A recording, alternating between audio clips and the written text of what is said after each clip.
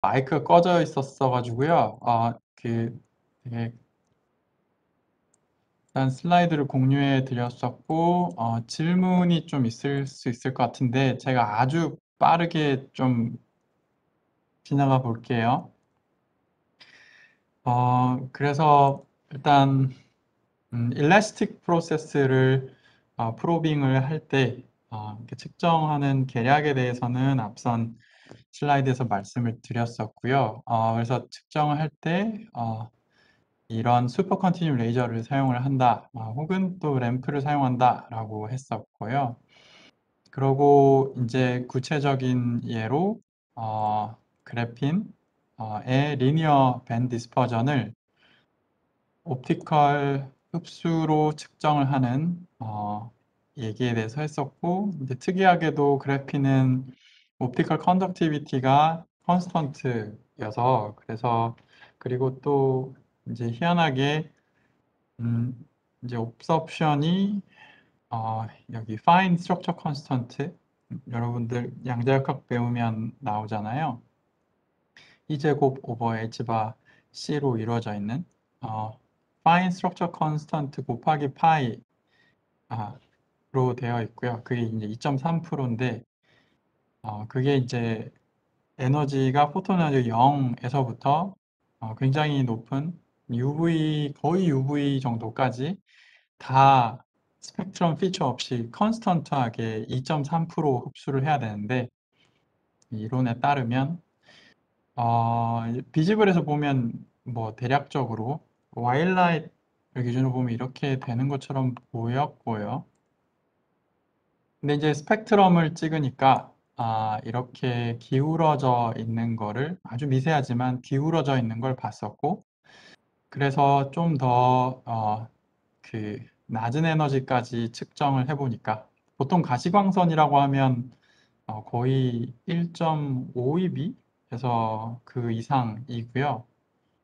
여기서부터 이미 굉장히 근적외선이에요. 사람 볼 수 없는 중적외선이고, 더 밑에 찍어 보니까 이런 식으로 푹 패여 있는 걸 봤었고, 이런 옵티컬 컨덕티비티가 진짜 컨스턴트라면 이런 에너지가 0에 이르기까지 다 컨스턴트여야 되는데 이렇게 떨어졌잖아요. 그리고 케미컬 포텐셜을 올리면 혹은 내리면 이 업소션 에지가 막 바뀌었었어요. 그래서 그게 이제 파울리 블라킹 때문이다 라고 이야기를 했었고요.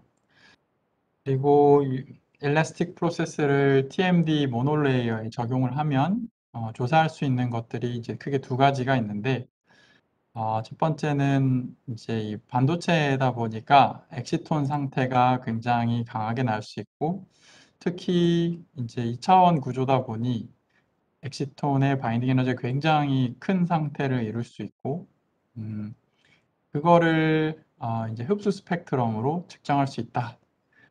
그래서 갈륨 알스나이드 같은 3차원 물질에서는 이런 디스크릿한 라인들이 나왔었고, 여기 보시면 여기서부터 컨티뉴움까지가 아이오나이제이션 에너지, 엑시톤을 떼서 일렉트론 홀을 분리할 수 있는 에너지가 뭐 5meV 정도인데, TMD 같은 경우에는 이 멀리 있어서 엑시톤 바인딩 에너지가 굉장히 큰 게 이런 식으로 엑시톤 디스크릿 흡수 라인들이 측정이 된다라고 했었고요. 그리고 또 TMD에서 굉장히 중요한 특성이 이제 밸리 특성인데, 그 밸리 특성은 이제 일라스틱 프로세스 중에서도 폴라리제이션을 컨트롤을 해서, 그래서 K 포인트에 있는 일렉트론 홀과 마이너스 K 포인트에 있는 일렉트론 홀을 각기 원평광 상태에 따라서 액세스를 할 수 있다고 말씀을 드렸습니다. 시그마 플러스를 레프트 원평광 상태를 하면 K 포인트의 일렉트론 홀 페어를 만들 수 있고, 마이너스 시그마 라이트 서큘러 폴라리제이션을 쓰면 마이너스 K 포인트의 일렉트론 홀 페어를 만들 수가 있는 거죠. 근데 이제 이게 에너지적으로 디제너러트하니까, 그러면 이걸 어떻게 테스트할 수 있냐라고 해서 디제너러시를 깨면 되겠죠. 그래서 타임 버설 시메트리 때문에 정확히 디제너럴한 페어의 밴드갭이 K-K 있었는데 그게 깨지면서 에너지가 스플리팅이 되고요. 낮은 에너지는 시그마 플러스가, 높은 에너지는 시그마 마이너스가 프로브를 하는 걸 바탕으로 이제 이 셀렉션 룰을 확인을 할 수가 있었습니다.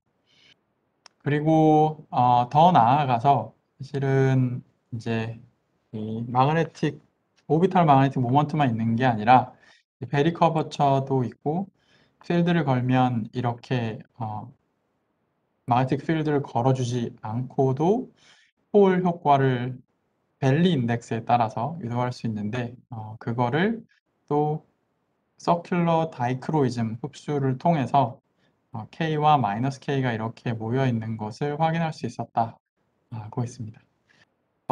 제가 이제 지난 수업이 되게 빨리 진행하면서 설명을 잘 못 드렸을 수도 있을 것 같은데 혹시 궁금한 점 있나요?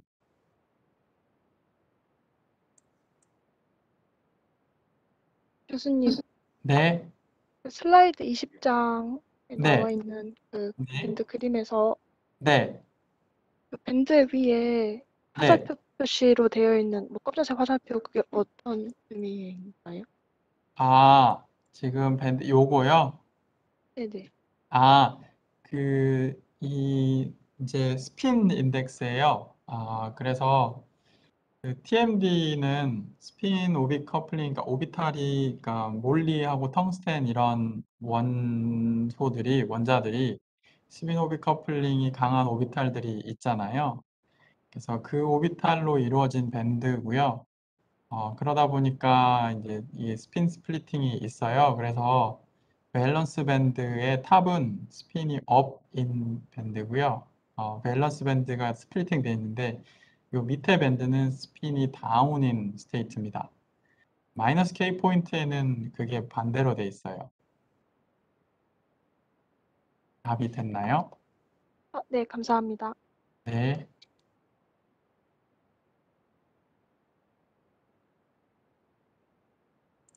네. 혹시 다른 질문 또 있을까요? 네. 없으면 제가 오늘 이야기로 넘어가도록 하겠습니다. 네.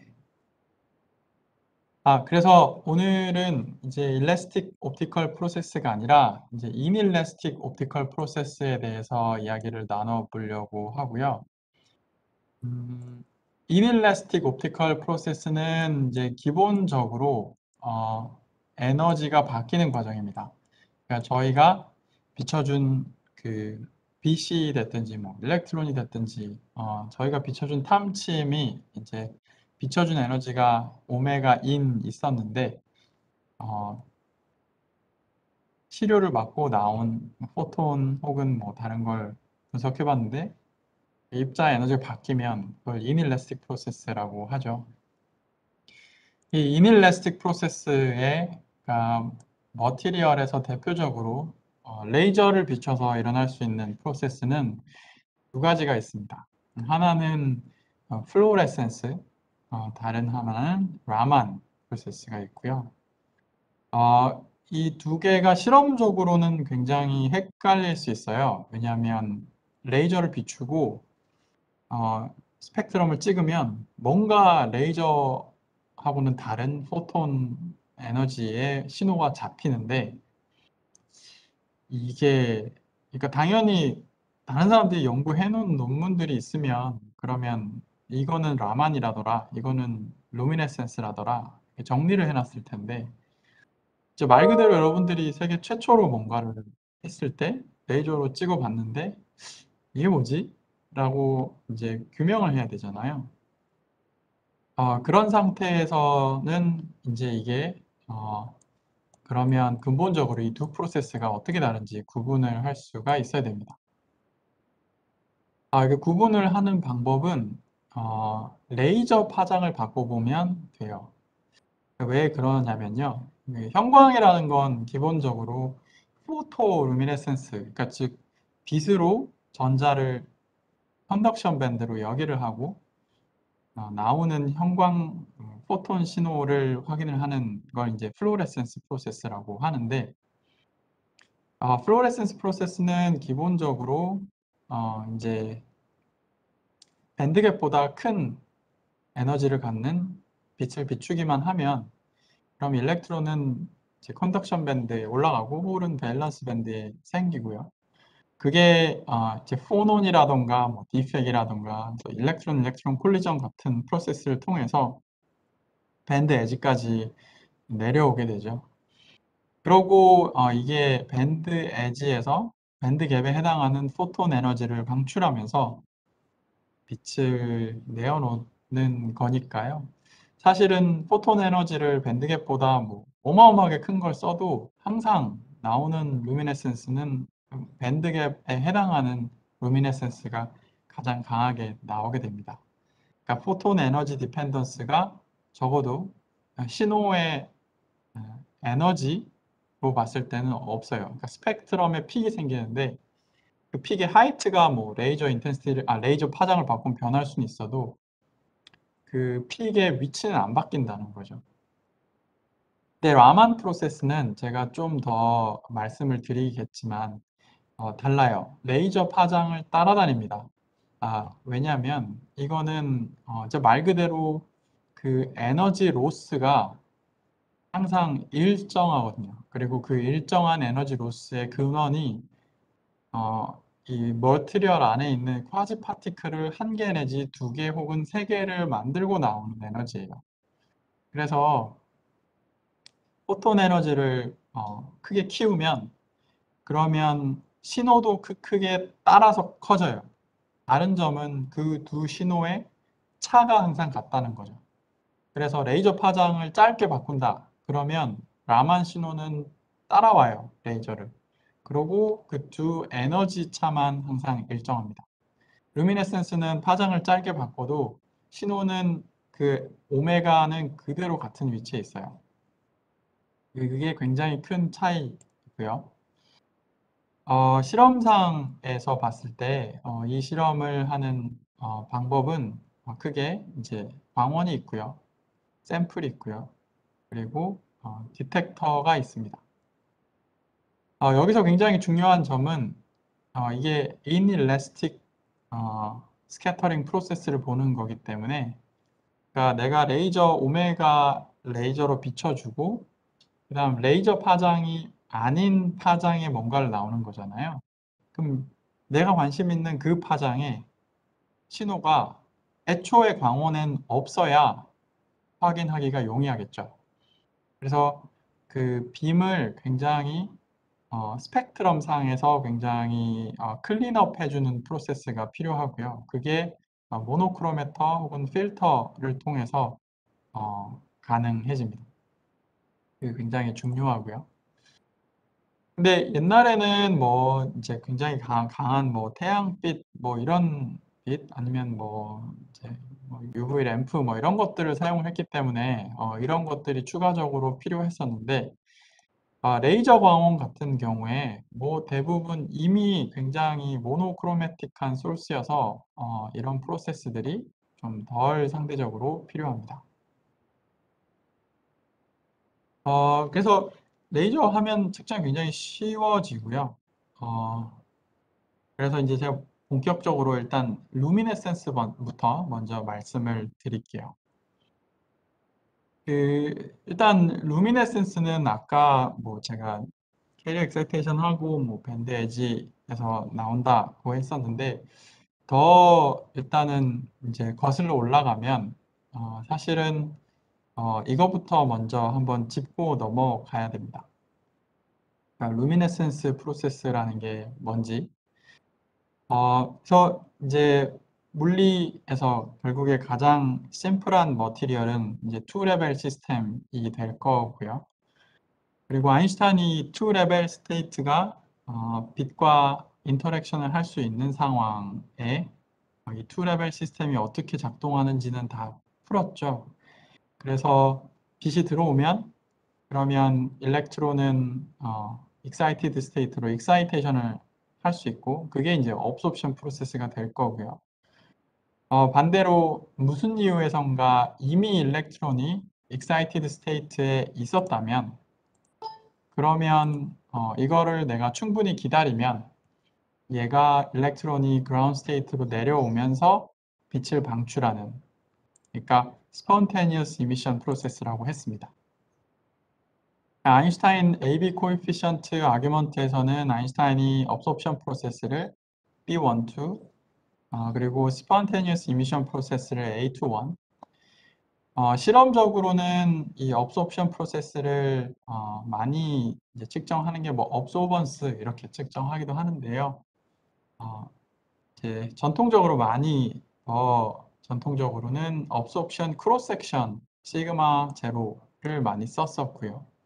spontaneous emission 같은 경우에는 이게 얼마나 오래 기다려야 발생하는 프로세스인가? 그게 결국에 rate 개념이 굉장히 중요하고 시간 얼마나 오래 기다려야 되나?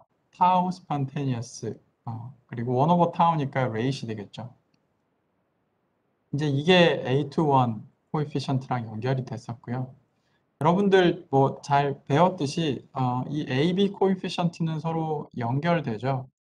그 연결되는 원리가 사실은 이 두 프로세스 모두 다이폴 인터랙션에 의해서 나타나는 프로세스고, 그래서 지금 이 올라가는 거는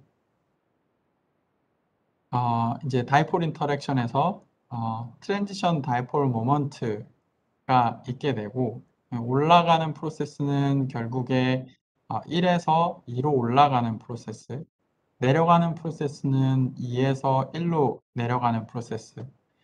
둘 다 다이폴 인터랙션에 의해 일어나다 보니까 각각을 적어보면 결국에 이 전이가 결국에 다이폴 빛에 의해서 커플이 잘 되면 잘 될수록 흡수가 잘 될 거고, 또 커플이 잘 되면 잘 될수록 이미션도 잘 될 거예요. 그래서 정리하면 이렇게 트랜지션 다이폴 모먼트 제곱에 비례하는 이런 상황이 되고, 또 A21도 마찬가지로 이렇게 되는 상황이어서, 그러니까 아인슈타인은 양자역학을 정확히 잘 몰랐기 때문에 뭐 터모다이내믹스를 이용을 해서 B12랑 B21이 연결되어야 한다라고 생각했지만, 이제 양자역학을 배운 여러분들은 더 깊게 사실은 이게 양자역학적으로 같은 인터랙션에 의해서 일어나는 전이기 때문에 그렇다라는 걸 배웠죠. 여기서 중요한 메시지는 스pontaneous emission을 측정을 하면 absorption이 얼마나 강하게 일어날지에 대해서 알 수 있다는 것이고요. absorption을 측정을 하면 또 동시에 spontaneous emission이 얼마나 강하게 일어날 수 있을지 이 관계식을 통해서 알 수 있다가 굉장히 중요한 포인트입니다. 흡수를 잘한다면 이미션도 잘할 거고, 이미션도 잘한다면 흡수도 잘하겠죠.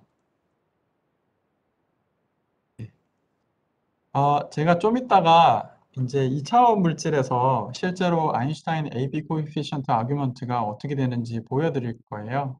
그래서 이 부분을 좀 제가 좀 설명을 드렸고요. 근데 이제 또 다시 또 플로레센스 기본으로 돌아가서 이 플로레센스라는 프로세스는 기본적으로 그 릴렉세이션 프로세스예요.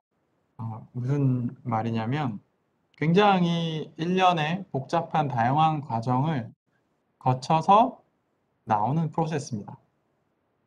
일렉트론 홀 익사이테이션을 하고, 그러고 일단 일렉트론과 홀이 이 에너지 상태에 발생을 하는데, 일렉트론은 포논을 내어놓으면서 인덕션 밴드 에지로 내려오고, 혹은 뭐 일렉트론끼리 충돌을 하기도 하고, 아니면 디펙과 충돌해서 에지로 이렇게 쭉 내리기도 하고요. 홀도 유사한 과정을 거쳐서 내려오는데 이걸 핫 일렉트론 릴렉세이션이라고 합니다. 이게 굉장히 빨라요. 10fem토, 1피코초 정도로 굉장히 빠르고요. 그런 다음에 이 밴드 에지에 일렉트론 홀들이 이렇게 모여 있게 되면, 그러면 대략 한 다이렉트 밴드갭 세미컨덕터의 경우에 한 10나노초 정도를 기다리면 그러면 이게 빛이 되어서 통계적으로 다 방출을 할 수 있습니다. 그러니까 이제 굉장히 동력학적인 프로세스잖아요. 뭐 인스턴테니어스하게 일어나는 프로세스가 아니에요. 이제 특징적인 게 일단은 이런 포논하고 충돌하는 현상이 양자역학적으로 잘 디파인이 될 수 없는 인코헤런트한 프로세스이기 때문에 이 처음에 파동함수가 빛 맞고 난 바로 직후는 디파인이 잘 되는데요. 그 이후부터는 밴드 엣지에 내려올 때 이그젝트한 웨이브 펑션 코헤런스는 다 잃어버리게 됩니다. 다만 파퓰레이션은 컨덕션 밴드와 밸런스 밴드 각각의 일렉트론 홀이 있기는 하죠. 근데 일단 더 심각한 문제는 이 빛이 되어서 나오려면 일렉트론 홀에 아무 사고가 생기지 말아야 됩니다. 보통은 디펙트 스테이트들이 이 밴드 갭 안에 굉장히 많아서 그래서 일렉트론 홀들이 다 디펙트 스테이트에 트랩이 되어 버리고 말아요. 그래서 이제 10나노초는 기다려줘야 빛이 통계적으로 다 나올 수 있는데 디펙이 너무 많으면 그러면 바로 트랩이 돼서 빛으로 나오는 경우는 아주 일부의 일렉트론 홀만 나오는 그런 안 좋은 상황이 생길 수 있고요. 그리고 또 이제 문제가 되는 상황은 이 밴드 갭이 너무 작게 되면 그러면 일렉트론과 홀이 일렉트론이 여기 내려올 때 디펙트 도움 없이 그냥 포논 하나를 내어 놓으면서 혹은 포논 두세 개를 내어 놓으면서 내려와 버릴 수도 있게 돼요. 그 경우는 디펙이 하나도 없이 일렉트론 홀이 포논만 내어 놓고 나오는 상황이 되고요. 그 경우에서도 당연히 빛이 안 나오게 되겠죠. 그래서 이 두 개의 프로세스를 빛을 내어놓지 않는 메커니즘, Non-Radiative Recombination Mechanism이라고 하고요. 이게 이 첫 번째 프로세스는 밴드 갭이 얼마나 크냐, 작냐에 따라 속도가 달라지게 되고, 이 두 번째 프로세스는 디펙이 얼마나 많냐에 따라 달라지게 됩니다. 그러니까 이 10나노초라는 시간 동안 이 두 채널에서 양자역학적인 이벤트가 일어날 확률이 10나노초보다 더 빠르게 되면 그럼 이제 빛이 잘 안 나오는 상태가 되겠죠. 네, 그래서 이걸 좀 더 나아가서 정량적으로는 퀀텀 이피션시라는 개념을 도입을 합니다. 그래서 빛으로 변환되는 속도, 그러니까 radiative recombination 타임의 역수 k-rad가 될 거고요. 그리고 k non-radiative 속도가 또 있을 거예요. 그래서 제가 자주 드는 예시는 그러니까 뭐 싱크에 물을 담아놓고 그리고 그 물이 이제 구멍 두 개를 뚫어서 그래서 하나 구멍은 레디에이션 채널이고요. 다른 구멍은 난 레디에이션 채널인데 물은 일종의 컨덕션 밴드에 올라가 있는 전자로 생각을 하면 좋을 것 같습니다. 그래서 전체의 전자가 싱크에서 빠지는 속도는 이 두 개의 레이스를 더한 게 될 거고 그리고 우리가 원하는 구멍으로 나오는 전자, 레디에이션 채널로 나오는 그 레이스는 이게 돼서 그래서 토탈 빠져나가는 속도 중에 내가 원하는 형광 신호가 잘 나오는 형태 이 레이시 이제 퀀텀 이피션시로 의미가 있는 이피션시고요. 그러니까 디펙이 없으면 없을수록 난 레디에이티브 채널이 0이 되고 그리고 레디에이션 채널이 그래서 도미네이트해서 퀀텀 이피션시 1, 퍼펙트한 100% 루미네센스를 하는 그런 머티리얼이 되겠죠. 반면 K 난 레드가 너무 빨라요. 그래서 이게 이 텀을 압도하면 그러면 에타가 0, 그러니까 인프린시플하게는 이비션을 잘 할 수 있는 머티리얼이지만 디펙이 너무 많거나 그러면 이제 퀀텀 이피션시가 거의 0, 그러니까 일렉트론 홀을 줘도 형광을 잘 할 수 없는 그런 머티리얼이 되는 겁니다. 네, 여기까지 괜찮나요? 어디선가 배웠을 수 있을 것 같아서. 근데 궁금한 점이 있으면 질문해 주세요. 네, 그런데 이제 이 형광을, 그러니까 물론 저희가 이제 2차원 물질에도 많이 이제 굉장히 사용을 많이 하지만요. 근데 이걸 더 큰 관점에서 봤을 때, 이 사실 형광은 바이오 사이언스에서는 엄청 중요한 툴입니다. 그러니까 어떤 바이올로지컬하게 혹은 정말 심플하게 어떤 이제 의미가 있는 다이렉트릭 스피어가 있다고 해보죠. 그게 뭐 몰레큘일 수도 있고요. 아니면 어떤 구조물일 수도 있고, 세포 안에 어떤 구조물일 수 있고.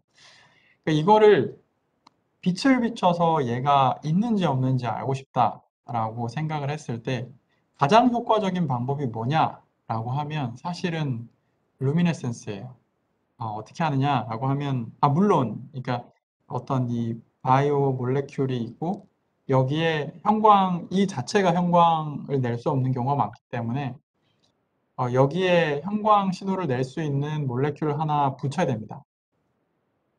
근데 이제 이게 사실 더 어려울 것 같은데, 이건 생각보다 쉽나 봐요. 그러니까 이건 제가 생물을 잘 못해서 잘 모르는데, 이거는 정말 기가 막히게 잘 하는 것 같습니다. 그래서 우리가 관심 있는 몰레큘이 있고 여기 형광을 낼 수 있는 태그, 그 태그도 굉장히 작아요. 수나노 정도로 굉장히 작고요. 그래서 한 10나노짜리 어떤 공이 있는데, 다이렉트릭 공이 있는데 얘가 있는지 없는지 알고 싶다. 가장 효율적인 방법은 루미네센스입니다. 왜 그러냐면요. 그 일래스틱 스캐터링 할 때 제가 이제 소개를 드렸지만, 한 가지 방법은 굉장히 well defined 된 레이저 빔을 쏘고, 레이저 빔은 굉장히 디렉셔널 하잖아요. 이게 스피어가 굉장히 10나노 정도밖에 안 되다 보니까 이게 이제 스캐터링 되는 신호인데, 어, 이게 레이저를 비추고 레이저 빛에서 비껴서 혹시 산란되는 신호가 있나?를 보면 되잖아요. 만약에 이게 굉장히 평평한 기판에 그런 스피어 하나가 띡 올라가 있는 거면, 그러면 이제 산란되는 신호가 있는지 없는지 봐서 알 수 있겠죠. 근데 이제 이게 문제가, 그때 제가 산란할 때 유도를 해서, 유도 정도가 아니라 그냥 거의 이제 암기식으로 소개를 드렸는데, 이게 이제 그 3D 물질 기준으로 서셉터빌리티 하고 이 물질의 볼륨의 제곱에 비례해요. 그러니까 10나노짜리 스피어면 제곱을 해버리면 이 텀이 어마어마하게 작아지게 되거든요. 그러니까 산란되는 인텐시티가 엄청 작습니다. 그럼에도 불구하고 이제 레이저 광원이면 이거를 측정할 수 있어요. 디텍터를 피해서 두고 그 다음에 이 볼륨 V제곱이 신호를 엄청 작게 만들지만 I0를 보통 레이저는 어마어마하게 세게 올릴 수가 있거든요. 그러면 이제 V제곱이 되면서 적어지는 그 안 좋은 점을 상쇄할 수 있어요. 보통 디텍터로 측정을 하면 노이즈 이상 측정을 해야 되잖아요. 근데 V제곱 때문에 굉장히 신호가 작을 것 같지만 레이저를 크게 키우면 가능합니다. 보통 샘플이 데미지를 입어요. 그래서 레이저 인텐시티는 엄청 센데 I0를 키우지 못하는 경우가 상당히 존재합니다. 그래서 이 문제는 신호가 작은 게 문제예요. 다만 레이저의 백그라운드는 들어오지 않아서 좋습니다.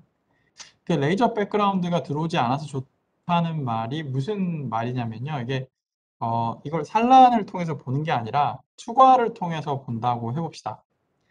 그러니까 제 눈에, 그러니까 기판에 그런 작은 스피어가 있고 빛이 들어와요. 그리고 얘가 흡수를 할 수 있다고 치면, 얘가 있을 때, 없을 때를 비교해 봤을 때 아주 미세하게 빛의 트랜스미션이 줄어들어요. 그러면, 뭔가 있구나 라고 알 수 있겠죠. 다행인 게 여기서는 V의 퍼스트 오더입니다. 그래서 일단 신호가 스캐터링보다 orders of magnitude 크겠죠. 근데 문제는 뭐냐면 이 측정을 할 때 필연적으로 샘플을 있고 없고를 측정을 하게 돼요. 근데 레이저 인텐시티가 플럭추에이션을 하면 그러면 이게 순차적으로 이제 이렇게 찍고 두 번 찍게 되는데 두 번 찍는 사이에 레이저 인텐시티가 줄어서 그런 건지 아니면 실제로 샘플이 있어서 흡수가 줄어든 건지 굉장히 알아내기 어려운 애매한 상황이 발생합니다. 그래서 신호는 크지만 백그라운드가 굉장히 크게 들어오고 그리고 그게 플럭추에이션 하면 측정이 굉장히 어려워집니다. 일래스틱 스캐터링은 다행히 샘플이 있으면 산란이 있으니까요. 레이저 이 스캐터링 신호가 플럭추에이션 할 수는 있지만 거기에 뭔가 있구나라는 사실은 변함없이 측정을 할 수가 있게 되죠. 그래서 이제 트랜스미션은 신호는 큰데 백그라운드가 많이 들어와서 그게 문제입니다. 이 루미네센스 같은 경우에는 이제 이게 이 두 측정의 장점을 둘 다 가질 수 있어요. 무슨 말이냐면 지금 이게 루미네센스는 기본적으로 아까 이제 일렉트론이 전이가 된 프로세스가 들어가잖아요. 그러니까 즉 흡수가 된 프로세스가 들어갑니다. 그러니까 흡수 프로세스는 요거거든요. Imaginary part of susceptibility 곱하기 볼륨. 그래서 신호의 order of magnitude는 기본적으로 트랜스미션 신호하고 같습니다.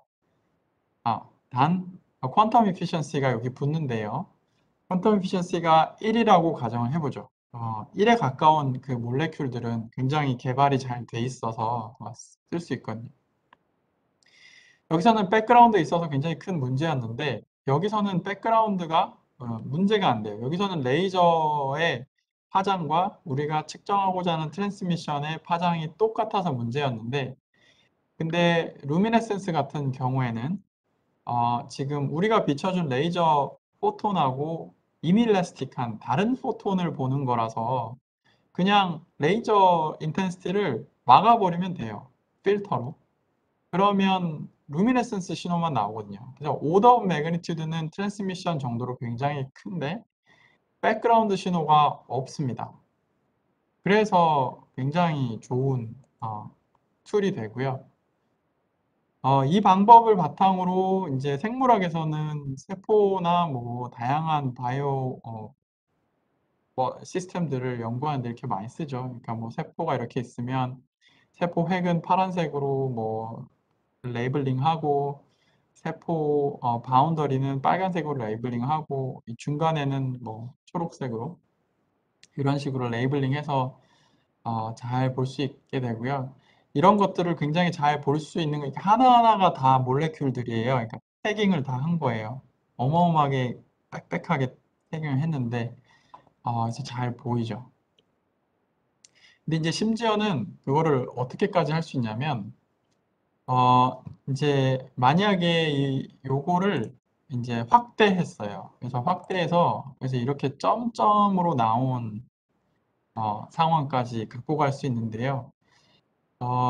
이걸 잘 만들면 그러면 요 하나하나 점들이 싱글 몰레큘에서 나오는 상태로 만들 수가 있습니다. 그러면 이제 요 빛이 발광하는 요 부분이 사실은 가우시안 펑션으로 이렇게 브로드닝이 되어 있는데요. 이 몰레큘이 싱글 몰레큘이라고 알고 있으면 우리가 만약에 몰랐으면 두 개의 몰레큘이 이렇게 따로따로 떨어져 있고 여러분들이 그 공간 분해능 레일리 리밋이라고 배웠을 텐데 그 두 개의 몰레큘이 사실은 레일리 리밋보다 가까이 있게 되면 이제 이게 한 개인지 두 개인지 그리고 각각의 위치가 정확히 어디 있는지 잘 모르잖아요. 근데 이게 애초에 한 개인 줄 알고 있으면 그러면 얘를 정확히 어딘지 찍을 수 있어요. 요 가우시안 브로드닝 된 거 중에 제일 밝은 그 포인트에 있을 거잖아요. 그러면 레일리 리밋 보다 더 레졸루션을 좁게 가져갈 수도 있습니다. 요 점점들만 찍으면 그러면 이제 굉장히 높은 레졸루션의 이미지까지 찍을 수 있고요. 이거를 왜 제가 말씀을 드리자면 이게 정말 중요한 툴이에요. 현대 생물학에서는. 그래서 세포 내에 이걸 활용을 한 예시 중에 유명한 예시 중에 하나가 세포 내에서 세포 내 장기와 장기 사이에 커뮤니케이션을 어떻게 하나 라는 게 굉장히 중요한 이슈였대요. 뭐 이걸 뭐 한쪽 장기에서 뭐를 이렇게 문을 열어서 이렇게 쭉 풀어서 이렇게 확산을 시키는 건지 잉크처럼 아니면 뭐 이렇게 던지는 건지 몰랐는데 근데 세포 안을 이런 식으로 측정을 해서 슈퍼 레졸루션 이미징이라고 하거든요, 이거를. 요 가우시안 브로드닝 된 픽의 센터를 유심히 보니까 얘가 이쪽으로 계속 움직이더래요. 근데 움직이는데 그 움직이는 개형을 시간에 따라서 이렇게 정리를 해보니까 정확하게 일정한 스텝을 이루면서 이렇게 움직이는 것을 확인을 했습니다. 이걸 통계로 처리를 하면 이렇게 X축이 스텝 사이즈, 그러니까 포지션이 얼마나 이제 인지 그리고 그 횟수로 하면 이렇게 한 평균적으로 한 75 나노미터 정도의 스텝으로 움직인 걸 알 수 있죠. 이걸 이제 생물학적인 배경 지식으로 잘 연결을 해보니까 이게 다른 게 아니라 이 세포 장기에서 다른 장기로 뭔가가 걸어가는구나 하는 걸 알았어요. 그래서 요 파이버 구조물에 이런 이제 워킹 프로틴이라고 하는데요. 워킹 프로틴이 진짜 말 그대로 카고를 지고요. 그러니까 세포 장기에서 전달을 해줘야 되는 물질을 지고 한 파트에서 다른 파트로 건너가는 것들을 이런 식으로 확인할 수 있었어요. 중요한 게 이게 지금 70 나노 스텝이거든요. 근데 실험은 그냥 파장은 가시광선이었어요. 그러니까 이제 굉장히 형광이라는 게 이제 물리에서는 오히려 쓰임새가 좀 적지만 생명 쪽에서는 이 어마어마합니다. 질문이 있으면 얼마든지 얘기를 해주세요. 지금 슬라이드 33에서요. 그 네, 밑에 저거 초록색, 빨간색 그래프가 네. 뭘 뜻하나요? 초록색, 빨간색이요? 오, 좋은 질문입니다. 제가 요거는 잘 모르겠네요. 좋은 아, 질문입니다. 아, 네, 알겠습니다. 예, 예. 아마, 뭔가 원리를 설명한 것 같은데 이거 잘 모르겠어요. 미안해요. 예, 네, 알겠습니다. 네. 근데, 예, 교수님, 네? 그 답변 끝나시고도 질문이 있어서 네, 네, 네. 끝나시면 알려주십니다. 예. 제가 사실 궁금한 건, 요거는 사실 아까 제가 설명드린 거하고는, 직접적인 관련은 사실 없을 것 같은데요. 그러니까 일단 제가 요 가우시안 브로드닝 된 이 점에 가장 밝은 요 점을 통해서 이 몰레킬의 위치를 굉장히 정확하게 그러니까 수 나노미터 레졸루션으로 알 수 있다는 설명 자체는 이해가 되셨나요? 아까 질문한 학생? 네, 네, 됐습니다. 네. 네. 그러면 네, 괜찮습니다. 네, 알겠습니다. 네, 또 질문, 네. 그 슬라이드 아까 29였나? 거기에 예, 한번 예, 가주시겠어요? 29번이요? 네, 여기 있습니다. 네, 여기서 그러니까 네, 여기 이걸 이닐레스틱이라고 하는 이유가 네, 사실 이제 외부에서 밴드갭만큼의 네. 인시던트 웨이브랭스를 가졌으면 이제 일레스틱인데 그러니까 음, 외부에서 네, 그거보다 더 큰 에너지를 가진 빛을 쏴도 같은 오메가로 이제 프리퀀시가 나와서 이걸 이닐레스틱이라고 하는 거잖아요. 예, 맞습니다. 네, 그러면 이제 여기서 추가로 네, 그 일렉트론이 릴렉세이션 될 때 네, 이게 그 디케잉 타임이 저는 이제 그 포논이랑 관련이 있다고 생각하는데 네, 만약에 맞아요. 여기서 레이저에 플루언스를 바꾸게 되면, 그러니까 뭐 미리줄 퍼 센티미터 제곱 스케일을 가진 어떤 플루언스를 바꾸게 되면 네, 이 디케잉 타임이 더 느려질 것 같거든요. 디케잉 타임이 느려진다. 왜 그렇죠? 플루언스 때문에 샘플이 히팅됨으로써 폰온이 많아지니까 그 네. 폰온 때문에 그 디케잉이 조금 더 느리게 될 것 같은데 혹시 제가 생각한 로직이 맞나요? 포논이, 그러니까 결국 일렉트론과 포논이 인터랙션 하는 게 포논을 만들어내면서 갈 수도 있고요. 포논을 없애면서 갈 수도 있는데요. 근데 어찌됐든 포논을 지금 여기서 에너지가 높은 상태여서 높은 데서 내려가는 거여서 그래서 만들면서 내려가는 프로세스는 뭐 얼마든지 될 테고요. 그러고 포논이 많아서 이걸 올라갈 것 같다고요? 그게 질문인가요? 충돌을 그게 아니라 그 네, 파란색, 그러니까 네, 초록색 선은 같지만 이제 웨이블랭스는 고정인데 이제 네, 플루언스가 증가하게 되면 네, 이게 샘플이 히팅되는 정도가 더 많아질 거니까 그러니까 결국에는 네, 그 밸런스 밴드에서의 그 파란색 화살표가 이게 네, 조금 더 디케잉을 늦게 해서 그러니까 위에 있는 주황색 선에 있는 네. 그러니까 엑시테이션 돼서 파란색 선이 이제 점점 더 느려지게 내려오는 걸로 생각을 했거든요. 어, 이게 왜 그렇게 생각하는지 이제 잘 모르겠어요. 일단 레이저 엑사이테이션이 커져서 지금 관심 있는 프로세스는 샘플의 온도가 올라가는 그 프로세스, 그러니까 그 문제 때문에 이제 릴렉세이션이 바뀌는 상황을 생각하는 거죠. 네, 맞습니다. 네, 그럼 샘플의 온도 올라가면 포논 파퓰레이션이 바뀌겠네요. 네, 네.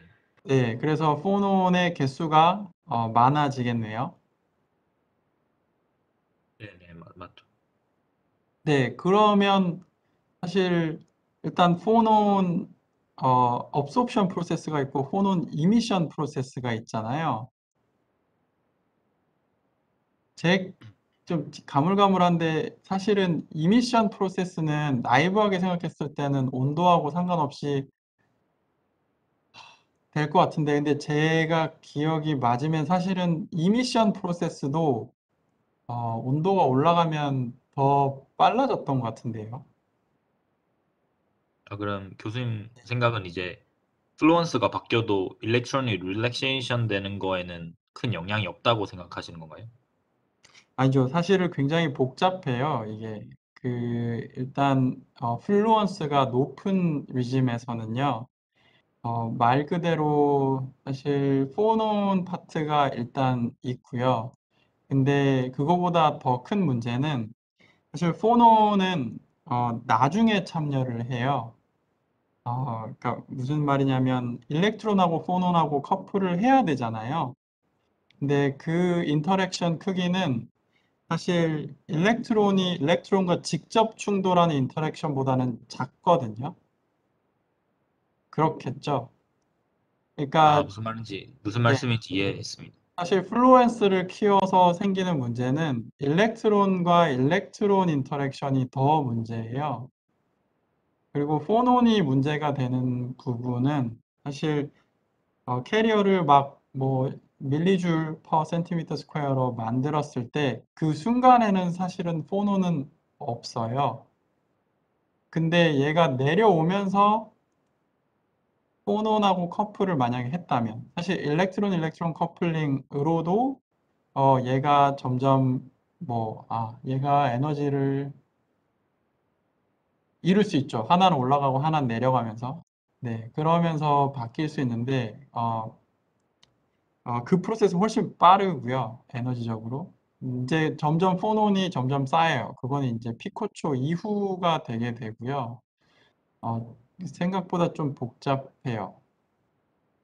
근데 네, 답변 됐습니다. 감사합니다.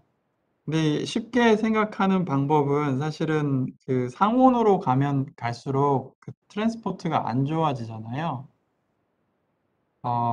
그러니까 모빌리티가 떨어지잖아요. 스캐터링 레이시 올라가고요. 그러면 일렉트론이 포논하고 스캐터링이 더 잘 된다라고 생각하는 게 맞지 않나요?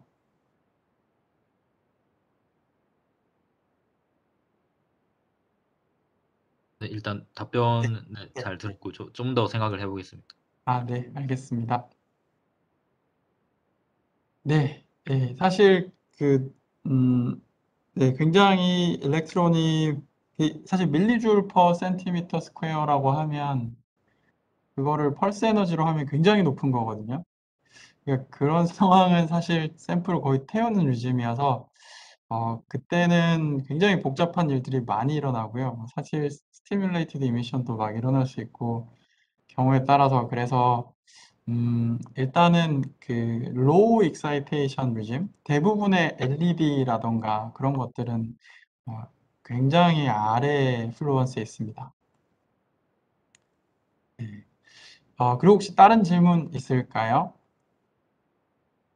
지금 제가 그 네. 용어가 조금 잘 모르고 헷갈려서 그러는데요. 플루오런스랑 루미넌센스 아까 막 이렇게 좀 아, 섞어서 말씀하셨는데 미안해요. 보통 그 이 형광이라고 하면은 그냥 빛을 흡수해서 다시 떨어지면서 빛 내는 거고 루미넌센스는 그냥 뭐 흡수 없이 그냥 자기 자체로 빛을 낸다. 전 이렇게 생각을 하고 있었는데 뭐 어떤 경우에 루미넌센스고 어떤 경우에 플루오런스라고 부르는지 좀 잘 아, 예. 모르겠습니다. 미안합니다. 제가 저도 지금 헷갈려서 막 섞어서 썼고요. 그러니까 다 똑같이 그냥 쓴 거고요. 저는 예.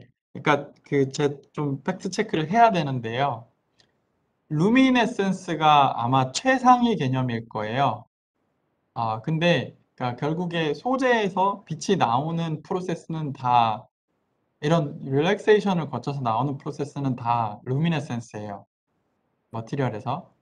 근데 그게 어떤 프로세스 결국에 이제 일렉트론이 무슨 이유에선가 excited state로 올라갔기 때문에 나오는 거잖아요. 그게 이제 네네. 무슨 원인이냐에 따라서 이름이 바뀌어요. 가령 그 LED 같은 경우에는 말 그대로 전극으로 볼티지를 걸어서 일렉트론을 퍼올렸잖아요. 그거는 일렉트로루미네센스라고 합니다. 그리고 포토루미네센스는 이제 빛으로 여기시킨 걸 포토루미네센스라고 하고요. 그리고 캐소도루미네센스는 일렉트론 빔으로 때리면 그러면 또 일렉트론 빔이 에너지를 갖고 있기 때문에 일렉트론을 또 밸런스 밴드에서 컨덕션 밴드로 퍼올릴 수 있겠죠. 그걸 또 캐소도루미네센스라고 하고요. 아니면 화학적으로 어떤 물질을 합치면 또 트랜지언트하게 빛을 낼 수 있어요. 화학 반응에서 오는 근데 에너지. 그러면 예, 포토루미네센스가 플루오런스랑 같은 건가요? 그걸 제가 잘 모르겠어요. 제가 확인해봐야 네, 알겠습니다. 네, 네. 네, 알겠습니다. 저도 예, 찾아보겠습니다. 제가 섞어서 썼어요. 예, 예, 미안합니다. 예.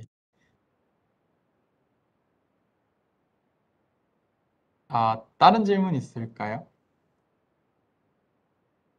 네, 미안합니다. 제가 오늘 수업을 여러 개를 했더니 영상이어서 조금 상태가 안 좋네요. 네, 그러면 계속 진행을 해 보겠습니다.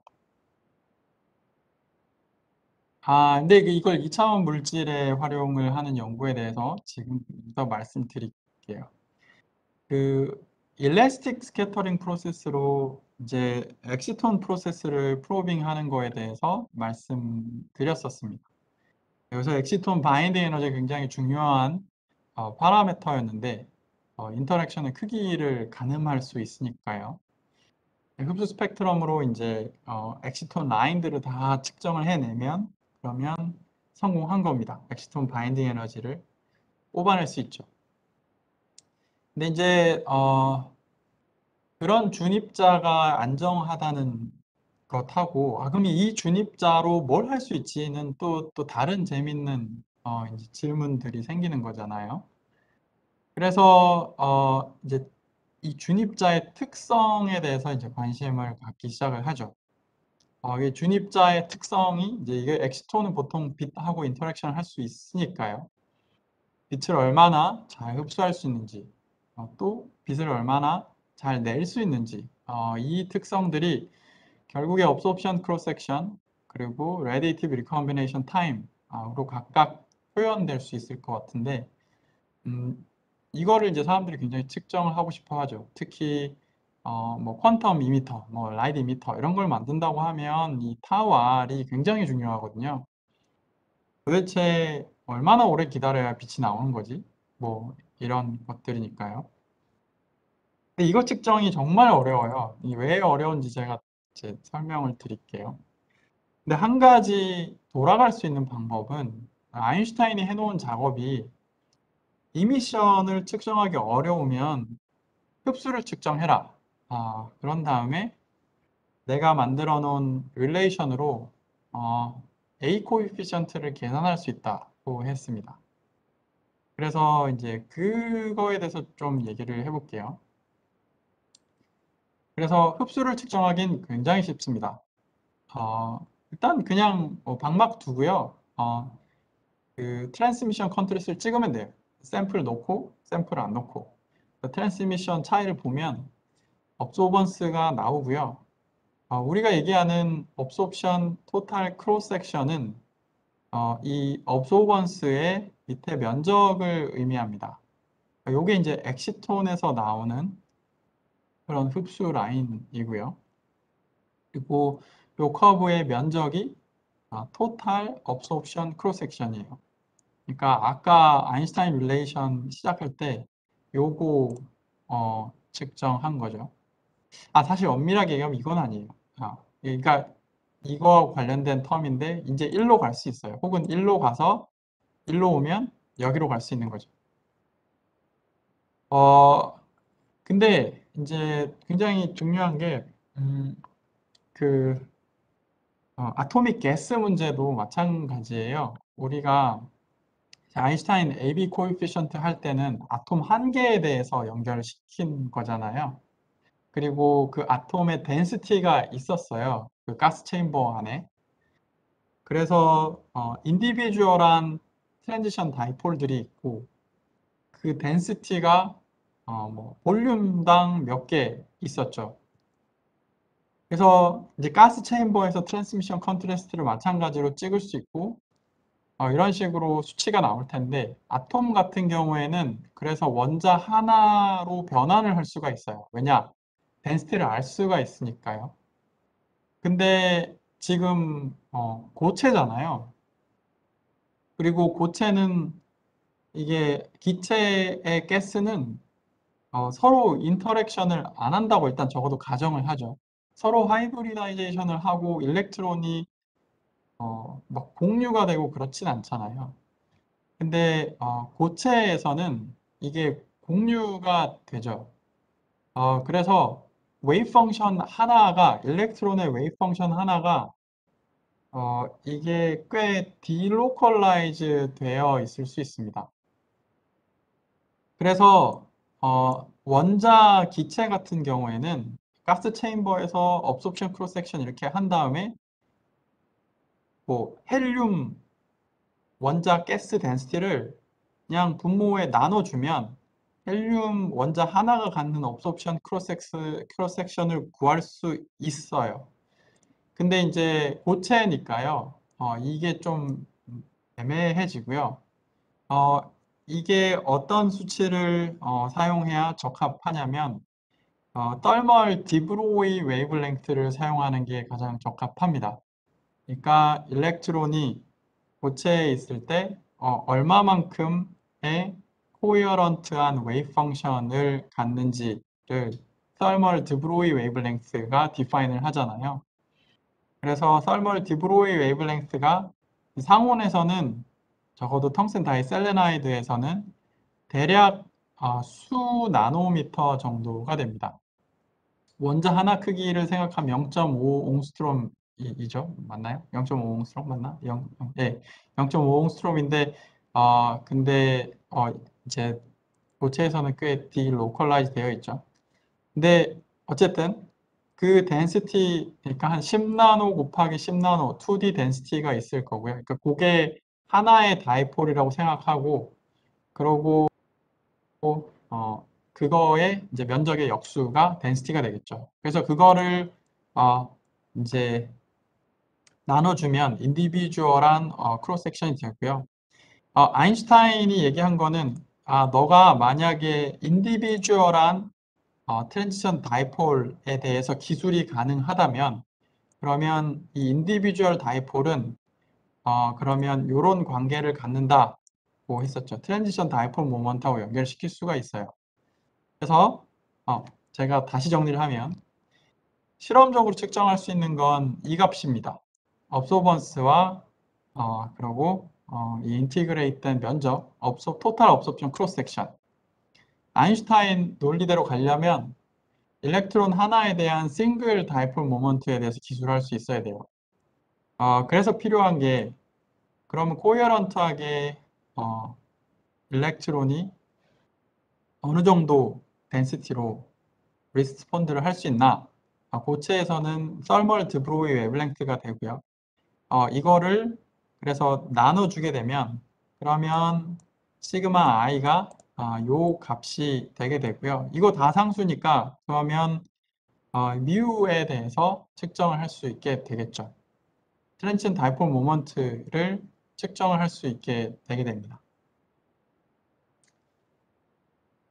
네, 그러면 좀 이제 다 왔습니다. 질문이 있는데요. 네. 이거 지금 네, 그 보여지는 그래프가 실험 데이터인 건가요? 네, 맞습니다. 이게 어떻게 이게 트랜스미션으로 측정을 하신 건가요? 아니면 뭐, 어떻게 얻었는지를 아, 궁금합니다. 바로 측정할 수 있고요. 그때 제가 지난 시간에 1시간밖에 없어서 막 엄청 빨리 설명했는데, 결국에 이 플랫은 그 로컬 필드 효과를 다 컴pensate하고 뽑아낸 리얼 파트 오브 옵티컬 컨덕티비티에 해당하는 값입니다. 그러니까 어, 찍어서 이렇게 이, 변환할 수도 있고요. 트랜스미탄스를 찍어서 이렇게 변환할 수도 있어요. 그러니까 좀 궁금한 게 네, 지금 첫 번째 지금 빨간색 표시된 픽 같은 경우에는 잘 보이지만 뒤에 같은 경우는 네, 이게 픽인지 아니면은 네, 아무튼 픽이 보이는데 이게 음, 백그라운드가 점점 올라가는 것처럼 네, 보이거든요. 네. 이게 그래서 백그라운드가 왜 이게 점점 올라가는 건지가 이해가 잘 되지 않습니다. 예. 그러니까 사실 이 픽의 이게 일단은 그 실험적인 아티팩트는 아니에요. 이게 아티팩트라고 하면 그때 제가 로컬 필드 효과 때문에 이제 이 픽이 왜곡될 수 있다 뭐 이렇게 했었는데 기판 효과 때문에요. 근데 그런 상황은 아니고요. 정확한 방법으로 측정을 한 이거는 진짜 옵티컬 컨덕티비티의 리얼 파트라고 믿어도 됩니다. 그러니까 실제 이 피처가 전부 흡수 프로파일이라는 게 되고요. 이 픽 그리고 브로드한 라인의 정체는 이제 사람들이 연구를 되게 많이 했어요. 그래서 이 픽은 이제 제가 사실 디테일하게 얘기를 못 드렸었는데요. A 엑시톤이라고 하는 픽이고요. 제가 여기 사실 아까 예슬 학생이 얘기했었는데 그 엑시톤이 결국에 컨덕션 밴드와 밸런스 밴드가 두 개가 합쳐진 스테이트인데요. 그러면 페어가 요렇게 한 페어가 나오고 또 요렇게 한 페어 또 나오죠. 그리고 이 에너지는 달라요. 요 한 페어를 A 엑시톤이라고 하고요. 요 페어를 B 엑시톤이라고 하고, 여기는 보이지 않는데 더 높은 에너지 레인지에서 합쳐진 걸 C 엑시톤이라고 합니다. A, B, C. 편의상 A, B, C라고 붙였어요. 왜 그런지 저도 모르겠습니다. 사람들이. 그래서 이게 A, B, C에 해당이 되고요. 브로드한 백그라운드는 굉장히 컨트로버시얼한데 사람들 이 얘기하는 거는 이제 여기에 실제로 엑시톤의 excited state들 뭐 2S, 3S 뭐 이런 상태가 있고 혼온에 의해서 굉장히 브로드하게 된 그런 피처들인 것 같다라고 지금 이해를 하고 있습니다. 답이 됐을까요? 이게 질문이었을까 싶기도 하네요. 네, 네. 네. 그러니까 저는 이제 normalize를 하면은 이 데이터도 아마 normalize 된 것 같은데. 아니요, 이거 정확히 앱솔루트하게 맞는 거예요. 아, 빛의 10, 지금, 이게 퍼센트가 아니고 10%를 흡수한다는 말입니다. 근데 제 생각에는 네. 백그라운드가 위로 올라가는데 좀 플랫해야 된다고 생각을 실제 했는데, 물질의 특성이에요. 이게, 실제로. 그 텅스텐 셀레나이드가 혹시 인슐레이터인가요? 뭐, 세미컨덕터 인슐레이터라고 할 수 있죠. 인슐레이터구나. 네, 네, 감사합니다. 네.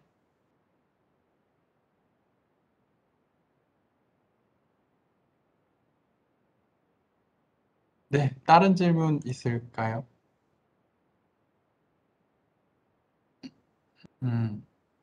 네. 그러면 일단 뮤를 알았다고 합시다. 그러면 아인슈타인의 이제 논리에 따르면 이렇게 뮤를 알면 그러면 이제 A 코에피션트로 넘어갈 수 있어야 돼요. 그러니까 B에서 뮤를 알아내고 트랜시언트 다이포 모먼트를 알고 그다음에 타우 오버 타우 R을 넘어갈 수 있으니까요. 그래서 굉장히 해피할 수 있는데 사실은 고체에서는 또 하나가 또 문제입니다. 뭐냐면요. 이게 그 고체에는 디스퍼전이 있잖아요. 그래서 이렇게 디스퍼전이 있는데 그 일렉트론이 그러니까 2레벨 스테이트는 사실은 온도라는 게 뭐 있더라도 사실 뭐 그렇게 브로드닝이 심각하게 되지는 않는 상황인데 근데 일렉트론이 가령 하나 있다고 할 때 그 일렉트론이 사실 퍼미 디스트리뷰션에 의해서 여기 엣지에서부터 쭉 퍼져 있게 되죠. 사실 여기는 엑시톤이어서 이제 엑시톤의 디스퍼전인데요. 네, 엑시톤도 보전이고 그러고 이 에너지 보즈-아인슈타인 디스트리뷰션에 의해서 이렇게 쭉 퍼져 있어야 돼요. 그죠? 그 퍼져 있는 걸 나이브하게 KBT 정도로 퍼져 있다고 할 수 있는데요. 아쉽게도 이게 포톤을 내어 놓으려면 그러면 이 디스퍼전 안에 K 값이 거의 0에 가까워야 빛을 내놓을 수가 있습니다. 그러니까 전자 하나를 혹은 엑시톤 하나를 만들어 놓으면 온도에 따라서 이렇게 엑시톤이 상태가 이렇게 쭉 퍼져서 분포를 할 수 있는데 실제 빛을 낼 수 있는 파트는 여기만 낼 수 있는 거죠. 그러니까 이쪽 파트는 엑시톤이 빛을 낼 수가 없어요. 그래서 그 비율이 들어갑니다. 그러니까 온도를 줄이면 그러면 이 빨간 라인이 쭉 내려가면서 엑시톤의 모든 파트가 다 빛을 낼 수 있는 상황이 되는데 온도를 쭉 키우면 그러면 엑시톤이 쭉 설멀라이즈 높은 온도로 설멀라이즈 되면서 그러면서 이제 빛을 낼 수 있는 확률이 점점 떨어지겠죠. 그래서 그 코에피션트가 들어가게 되고요. 그 코에피션트 그러면 저기 네. 온도를 낮추면은 엑시톤의 덴시티가 커진다 뭐 이렇게 이해하는 건가요? 이게 아까 뭐 쭉 페이지 줄어든다고 말씀. 스페이스상에서, 페이지 스페이스 상에서 덴시티는 줄어드는 게 맞아요. 왜냐하면 이렇게 계속 줄으니까요. 네네네. 네, 페이지 스페이스 상에서 줄는 건 맞습니다. 네, 알겠습니다. 네. 네, 그렇게 쭉 줄고, 이 델타 E는, 이제, 요게 사실은 그, 라이트 콘이라고 하는, 베큐음에서, 포톤의 디스퍼전이고요. 그리고 얘는 엑시톤의 디스퍼전이고, 요 내부에 해당되는 거라서, 엑시톤 디스퍼전은 쉽게 계산할 수 있어요. 델타 E 구할 수 있고요. KBT는 온도를 아니까요, 샘플 온도를. 그래서 요거 구하면 그럼 이제 비로소 요거 넣어주면 그러면 뮤는 앞에 absorption coefficient에서 구했고요. 그러면 타우 R을 구할 수 있어요.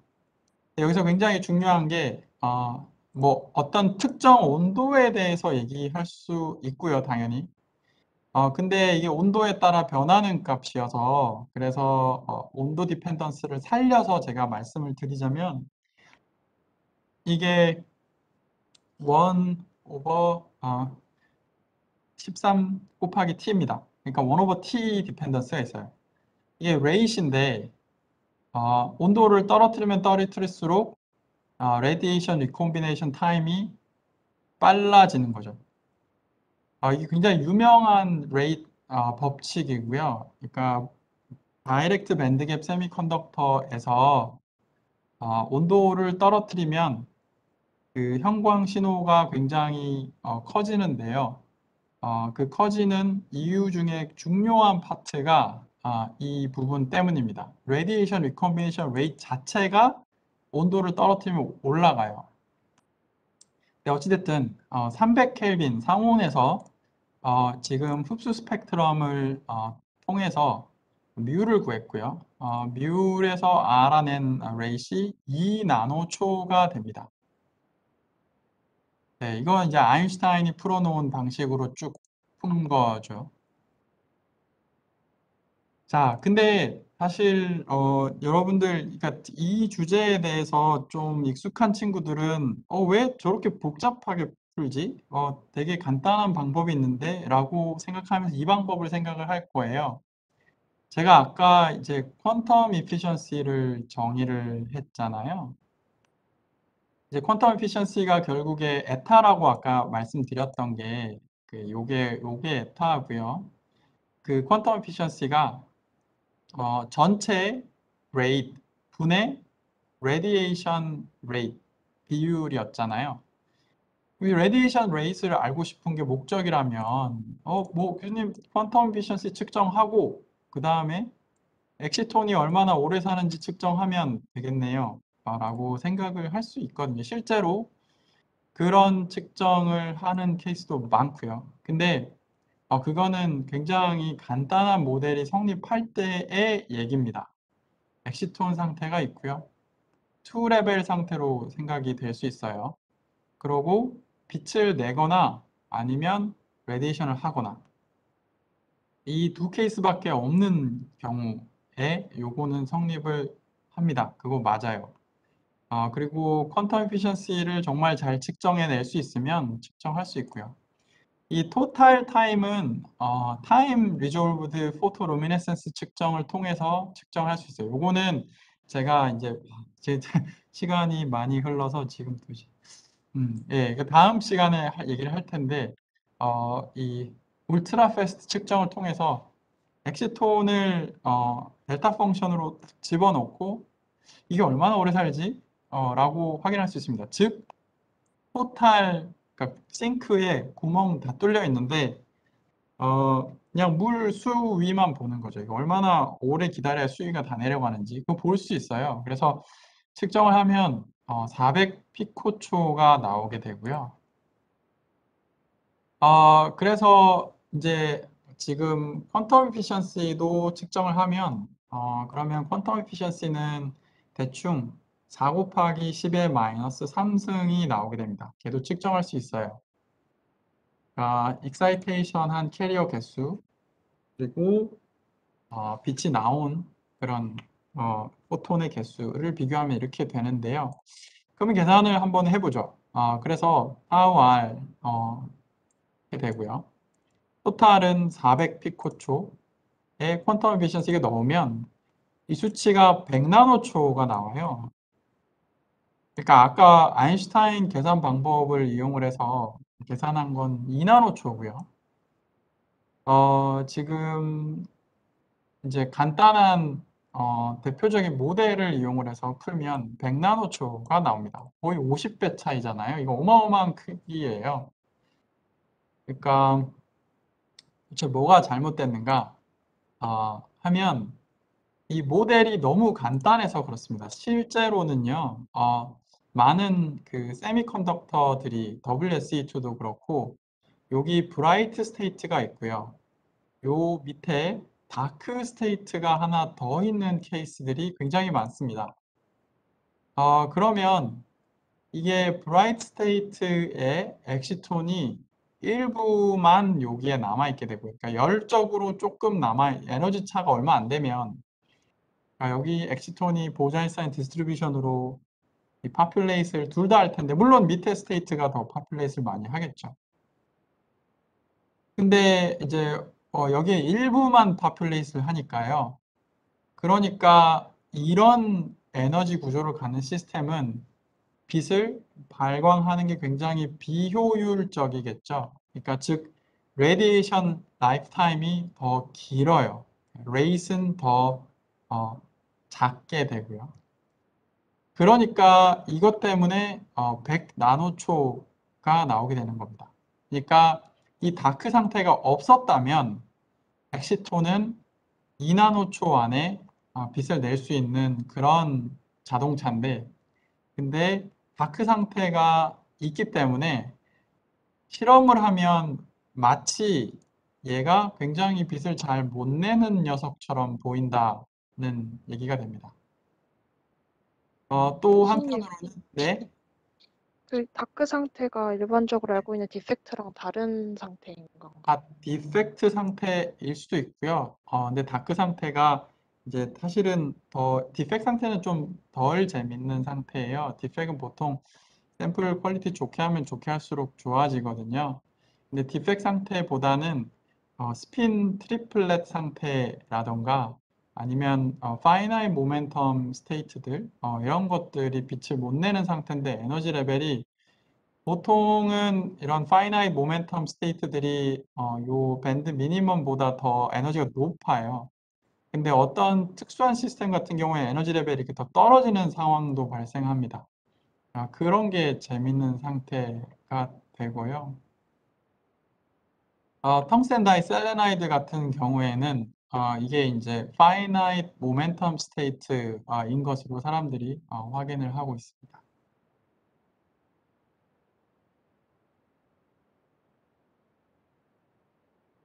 그래서 여러분들 굉장히 잘 이해된 어떤 이미션 정말 잘하는 뭐 페로브스카이트 뭐 이런 것들은 좀 덜 복잡해요. 근데 페로브스카이트 다크 스테이트가 있는 스테이트들이 좀 있는 걸로 알고 있고요. 근데 심플한 시스템들은 이렇게 여러 교과서에서 나오는 대로 분석해도 돼요. 그러면 radiative decay time 구할 수 있는데요. 근데 좀 물리적으로 좀 복잡한 시스템, 재밌는 시스템들은 이 모델이 작동을 안 하고요. 그래서 이 상태의 인트린직한 트랜지션 타입 모멘트를 알고 싶다. 그러면 흡수를 측정을 하는 게 맞습니다. 오늘 사실 라만까지 제가 다 끝내려고 그랬는데 도저히 역부족이네요. 제가 다시 하도록 하겠습니다.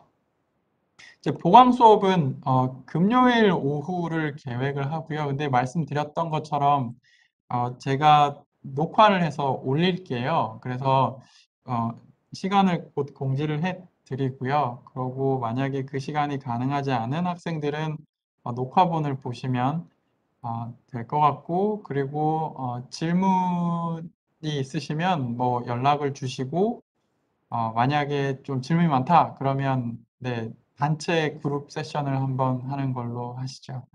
네, 곧 보강 수업 시간을 제가 공지해 드리겠습니다. 네, 다음 시간에 봅시다. 혹시 감사합니다. 질문 있나요? 오늘 수업은 여기까지인데 질문 더 받을 수 있어요. 제가 네. 얘기 못한 것 같은데 예, 아닙니다. 부분에 엑시톤 얘기가 왜 나온 건가요? 알렉슨 얘기 왜 나왔냐고요? 네네. 어디서부터요?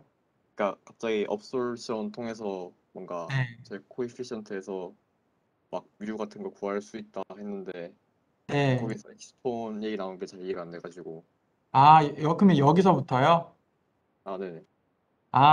제 모티베이션은 뭐냐면요. 그러니까 레이저 스펙트라스코피로 분석할 수 있는 그런 옵티컬한, 일렉트로닉한 프로세스들 혹은 이제 이 2D 물질의 흥미로운 준입자들, 쿼지 파티클들 그게 이제 제가 다루고 싶은 내용들이고요.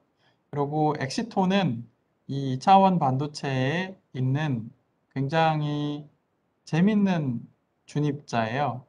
그러면 이 준입자가 빛을 얼마나 잘 낼 수 있는지, 흡수할 수 있는지 이런 것들을 알고 싶잖아요. 그래서 레이저로 어떻게 측정을 할 수 있는지 말씀을 드린 겁니다. 질문이 그러면 혹시 엑시톤이 왜 재밌느냐가 혹시 질문인가요?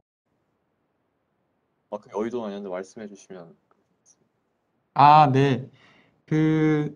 이제 혹시 제가 이거는 그냥 어떤 맥락에서 설명을 드리는 게 좋을지 궁금해서 여쭤보는 거니까요.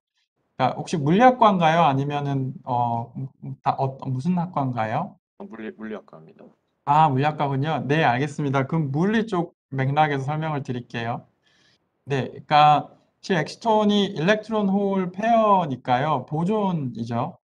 네, 그래서 사실 그 덴시티를 올리고 온도를 떨어뜨리면 컨덴세이션이 일어나요.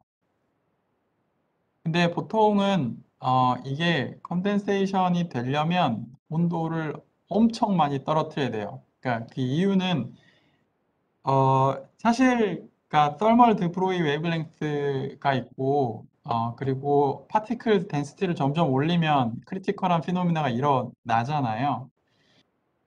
온도가 주어지면 그러면 이제 파티클 덴시티를 어디까지 올려야 된다는 게 이제 thermal 드브로이 웨이브랭스가 알려줄 텐데 그게 생각보다 하시예요. 막 뭐 대충 한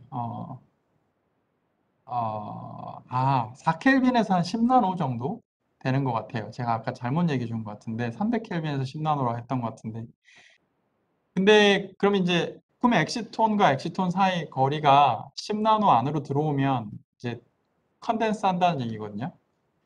근데 문제는 보통 3차원 그런 갈륨 알스나이드 엑시톤 시스템은 보호 레디어스 자체가 한 수십 나노예요. 그래서 엑시톤의 센터 위치가 10나노의 위치를 뭐 할 수는 있을 텐데 이게 서로가 충돌해서 깨져버립니다. 그러니까 엑시톤 보존이 아니고 그냥 일렉트론 홀 플라즈마가 돼버려요. 그래서 컨덴세이션이 못 일어나거든요. 근데 이제 TMD 모노레이어 시스템은 바인딩 에너지가 어마어마하게 커요. 그래서 보호 레디어스가 굉장히 작습니다. 그래서 굉장히 높은 덴시티로 가도 엑시톤이 깨지질 않아요. 그러니까 거꾸로 생각을 하면 그러면 이제 온도가 올라가면 thermal 드브로이 웨이브랭크 점점 짧아지잖아요. 그러면 이제 굉장히 짧은 thermal 드브로이 웨이브랭크도 이 TMD 모놀레에 있는 엑시톤은 굉장히 높은 덴시티까지 올라가도 안정하니까 안 깨지고 있는 거죠. 정말 나이브하게 계산을 하면 그러면 130켈빈까지 그냥 컨덴세이션이 일어날 수 있다고 얘기를 하고요. 컨덴세이션이 일어나면 일단 할 수 있는 게 굉장히 재미있는 게 많아요. 당연히 뭐 매크로스코픽 코헤런스가 있을 거고요. 그리고 프릭션 없을 거고요. 그리고 라이트 이미션이 인코헤런트한 게 아니라 코헤런트하게 라이트 이미션을 하기 시작할 거예요. 그리고 뭐 퀀텀 사이언스로 이제 들어가게 되는 거거든요. 근데 그거의 초입부가 뭐냐면 바인딩 에너지를 측정하는 거고요. 그리고 바인딩 에너지를 측정했고 사람들이 사실은 이걸 왜 부가적으로 또 측정하냐면 바인딩 에너지가 말이 되는지 알고 싶었던 거예요. 그래서 바인딩 에너지가 크면 자연스럽게 업소션 크로스 섹션이 커지고 타우 R이 짧아지는 모델이 있거든요. 굉장히 잘 알려진 모델인데 그 모델을 테스트하고 싶었어요. 그래서 바인딩 에너지를 측정을 해보고 그러면 바로 이게 얼마인지 측정을 안 해도 어느 정도 예측치가 있거든요. 그래서 실제로 측정을 이렇게 해본 거죠. 그래서 측정을 쭉 해보니까 바인딩 에너지가 큰 게 말이 된다라는 걸 크로스 체크를 한 겁니다. 그러고 또 이제 이 타우 R 자체가 엑시톤 덴시티를 높게 하는데 방해 요소가 돼요. 엑시톤은 빛으로 이렇게 퍼 올려야 되는데 퍼 올린 다음에 안 없어지고 유지를 해줘야 높은 덴시티 엑시톤 가스가 형성이 되잖아요. 근데 계속 빛으로 바뀌면 얘가 최대한 느리면 느릴수록 좋잖아요. 그래서 얘가 도대체 얼마지라고 측정을 해보는 게 굉장히 중요한 이슈입니다. 네. 답이 됐을까요? 아, 네네, 감사합니다. 네. 네. 아, 간단한 질문 제 받을 수 있을 것 같은데 혹시 네. 질문 있을까요?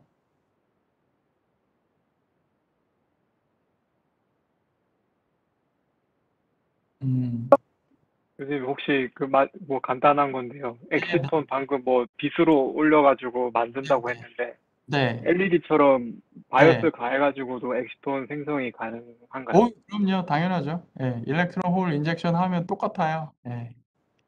아, 그쵸. 네, 알겠습니다. 네. 네.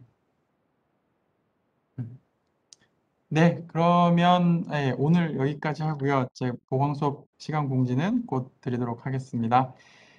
금요일 날 봅시다. 네, 그 목요일부터는 예, 다른 교수님께서 수업을 하실 겁니다. 제가 공지를 드리도록 말씀드릴게요. 네. 수고했습니다. 이제 금요일 볼 수 있는 학생 금요일 날 봐요. 네. 네, 감사합니다. 감사합니다. 네.